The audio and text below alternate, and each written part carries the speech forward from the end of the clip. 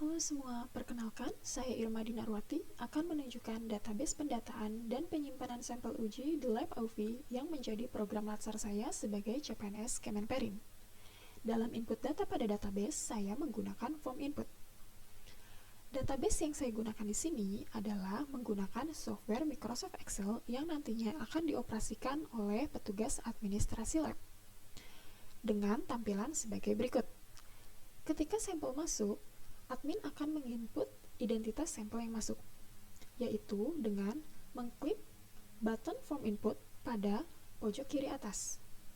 Lalu, klik OK pada message box.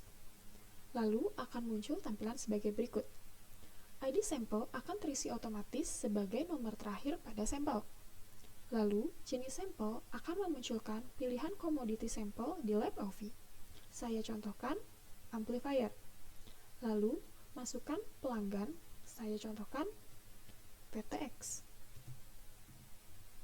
Lalu merek, lalu tipe, lalu jumlah sampel,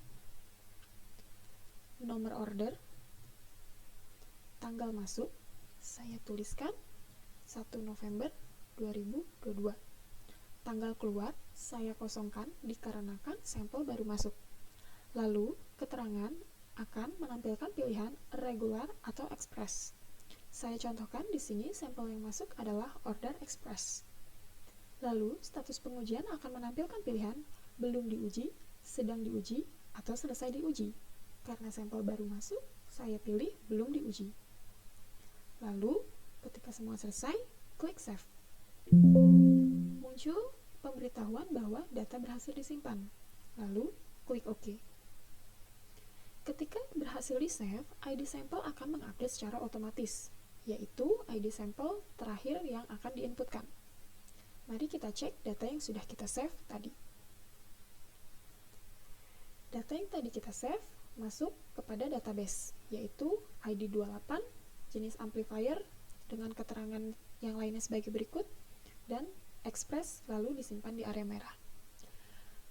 Dalam keterangan sampel, saya menggunakan conditional formatting, di mana sampel regular tidak berwarna dan sampel express berwarna biru.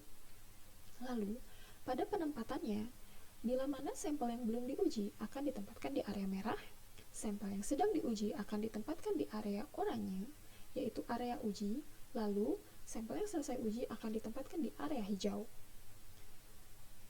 Dalam penggunaan database pencatatan dan penyimpanan sampel uji, saya melakukan sedikit improvisasi pada proses penerimaan sampel. Sebagai berikut. Sampel uji yang sudah diterima dan diinput datanya, lalu muncul ID sampelnya, akan saya tuliskan ID sampel yang tadi sudah terisi secara otomatis pada label dan ditempatkan pada sampel uji, lalu ditempatkan pada area penyimpanannya. Sebagai simulasi, ketika nanti teknisi akan menguji sampel, teknisi akan membawa sampel kepada saya sebagai administrasi lab dan sebagai orang yang mengoperasikan database tersebut untuk dicek. Lalu, teknisi menunjukkan ID sampel yang akan diuji. Lalu, saya klik form input.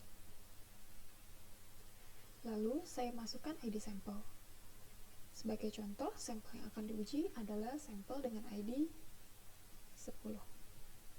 Saya klik load, akan muncul data yang sudah tersimpan sebelumnya. Lalu, di sini saya ubah status pengujiannya menjadi sedang diuji. Lalu, saya klik save.